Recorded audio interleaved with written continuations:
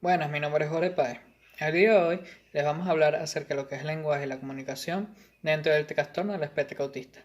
Nosotros somos estudiantes de la Universidad Arturo Michelena y nuestro grupo está conformado por Kenny Acevedo, primer expositor, Katiuska Carrillo, segundo expositor, Enrique Daina, tercer expositor y mi persona Jorge Páez como último expositor. Espero que disfruten la exposición.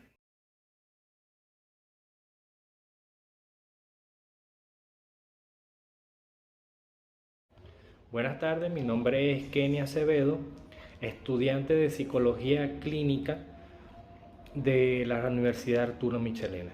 En esta oportunidad le voy a hablar sobre el lenguaje como proceso cognitivo.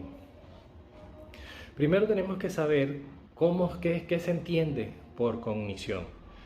Hablamos de la capacidad que tienen todos los seres vivos de recibir y procesar información a través de la percepción. Es decir, a través de la información que reciben del exterior nuestros sentidos. De esta manera adquirimos conocimientos y experiencia que nos permite interpretar el mundo. Uno de nuestros principales procesos que se producen a nivel cognitivo es el lenguaje, que es la capacidad que tenemos de expresar nuestros pensamientos y emociones a través del escrito, de la palabra, de los gestos. Es nuestra principal herramienta de comunicación. Es importante que sepamos que el pensamiento y el lenguaje se desarrollan paralelamente y se influyen uno con el otro. Algunos de los trastornos o alteraciones del lenguaje que podemos encontrar sería la dislalia, la disfamia,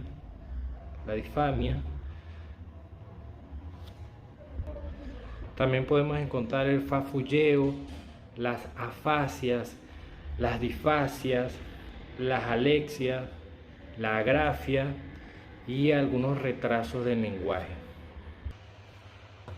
Otro de los temas en el cual también quería hablarle era sobre los niños con trastornos del espectro autista y su comunicación.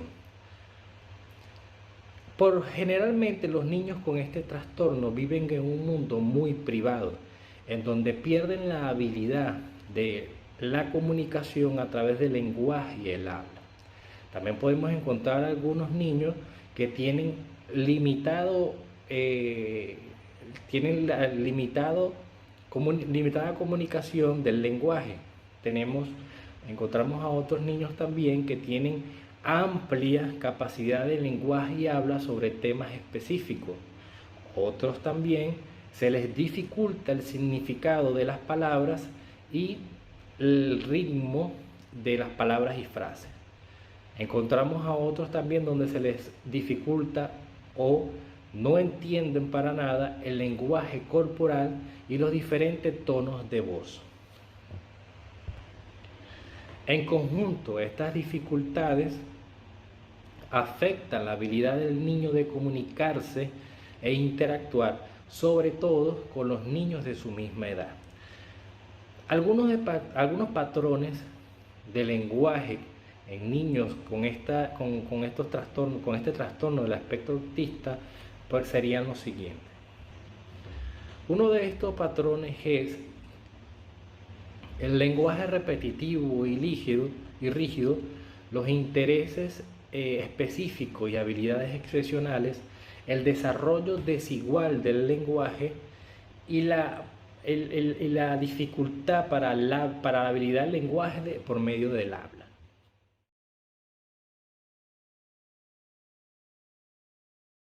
Adquisición del lenguaje en niños con trastorno del espectro autista.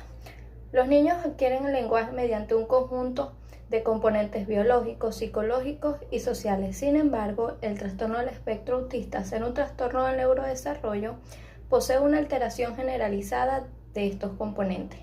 Tenemos que las habilidades biológicas necesarias para la adquisición del lenguaje que están alteradas en los niños con trastorno del espectro autista son disponibilidad de los medios, sistematicidad y abstracción.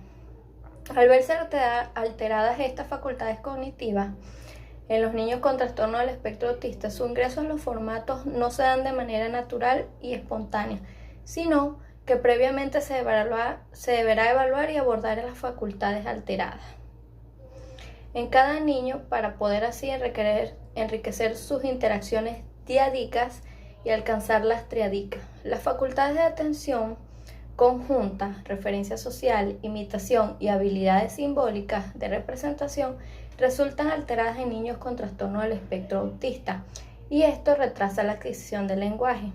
Estas facultades cognitivas son necesarias para acceder al juego simbólico y adquirir el lenguaje. El perfil lingüístico de cada niño con trastorno de espectro autista es variado y dependerá de su desarrollo intelectual, social, por lo cual destaca la importancia de valorar los diferentes niveles de afección en cada singularidad.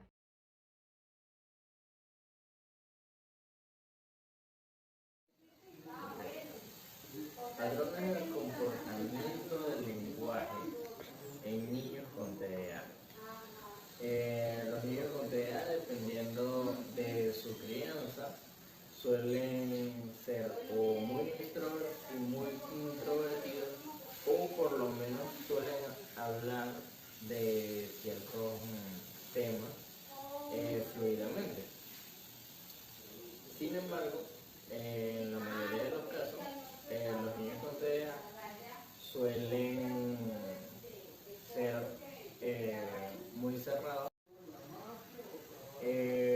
Para entender un poco más esto, tenemos en cuenta los criterios que el DSM-5 nos arroja sobre la comunicación de los niños con TDA.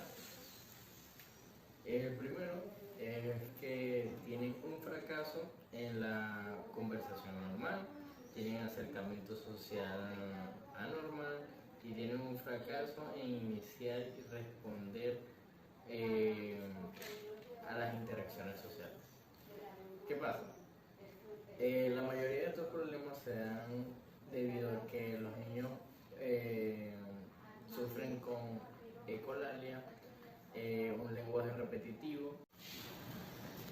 Otra de las cosas que los caracteriza en cuanto al lenguaje es que poseen un lenguaje rígido en cuanto a los temas de conversación. O sea, todos sus temas de conversación son temas bastante rígidos y solo van a hablar de cosas que a ellos les parezcan en específico interesantes.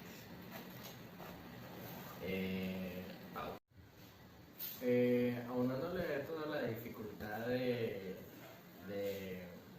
comunicación social de estas personas, tengamos en cuenta que tienen una dificultad también para adecuarse, para adecuar su comportamiento del lenguaje a diferentes contextos sociales. En otras palabras, el niño con TEA no va a diferenciar entre una charla con niños a una charla con adultos. Se va a comportar de igual manera, como si estuviera hablando con niños, como que estuviera hablando con adultos, como que estuviera hablando con sus padres, como que estuviera hablando con algún familiar.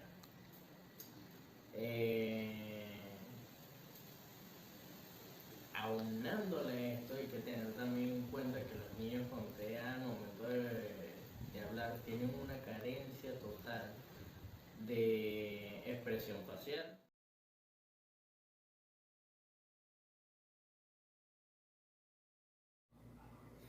Buenas, mi nombre es Jorge Páez. Hoy les voy a hablar sobre los recursos terapéuticos y estrategias de intervención para fomentar el lenguaje y la comunicación en niños con el trastorno de espectro autista. Primero que nada, estas estrategias se basan en una intervención temprana, debido a que el infante en sus primeros años de vida tiene una mayor facilidad de adquirir estas herramientas terapéuticas, para así desarrollar habilidades sociales. Cabe destacar que adultos y adolescentes también pueden adquirir estas habilidades a través de estas herramientas, pero lo van a hacer con una mayor dificultad. Es por eso que muchas veces se trata de que la intervención sea lo antes posible.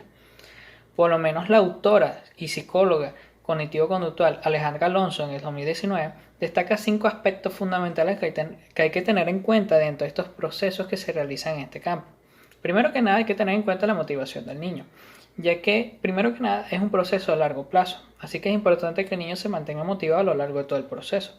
Por eso se utilizan muchos reforzadores positivos para que el niño quiera repetir aquellas conductas y habilidades adaptativas dentro del entorno social, para así fomentar lenguaje y comunicación. También hay que tener muy en cuenta por lo menos el modelaje. Y aquí es donde por lo menos el terapeuta trabaja mucho de la mano con los padres y representantes y aquellas personas cercanas al entorno familiar, ya que el niño aquí es donde se suele desarrollar de forma inicial en lo que es el ámbito del habla, el lenguaje y la comunicación, adquiere sus primeras palabras. Entonces es muy importante, ya que el niño muchas veces va a repetir aquellas conductas que realizan los padres, y aquí es donde uno habla ya de el modelaje, ya que a través de la práctica, la repetición y a través de la observación directa de los padres y los representantes, el niño va a querer también repetir aquellas palabras, conductas que los padres realicen, que van a ser favorables a lo largo de todo este proceso. También es importante trabajar entonces lo que es el lenguaje básico. ¿Qué es el lenguaje básico en sí? Ya que por lo menos cuando un bebé aprende a caminar, primero gatea. En el lenguaje básico hablamos de balbuceo, lenguaje de señas, el lenguaje no verbal, por lo menos la imitación. Todo eso también se considera lenguaje y por ende es importante trabajarlo. Otro de los aspectos importantes que hay que trabajar es la intencionalidad, ya que por lo menos muchas veces el niño, cuando está adquiriendo lenguaje o vocabulario, muchas veces aprende palabras, pero no entiende la intencionalidad de las mismas. No es lo mismo que un niño te diga agua a que quiero beber agua. Entonces muchas veces es importante que el niño maneje este vocabulario básico para que luego pasemos a lo que es la intencionalidad del lenguaje. Es importante también, otro de los aspectos importantes es la independencia, ya que el niño debe ser capaz de desenvolverse y generar una conversación sostenida de forma independiente. Claro, esto ya es uno de los aspectos, como quien dice, últimos del proceso, como quien dice la etapa final. Y vamos abarcando todo el proceso paso a paso.